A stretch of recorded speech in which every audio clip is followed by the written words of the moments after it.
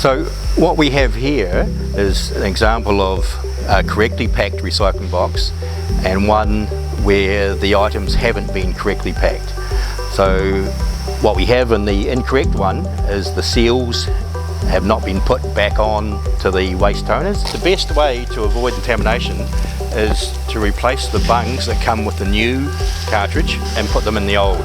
Still put them in the plastic bag, helps contain the contamination as well, but the bungs are the important part.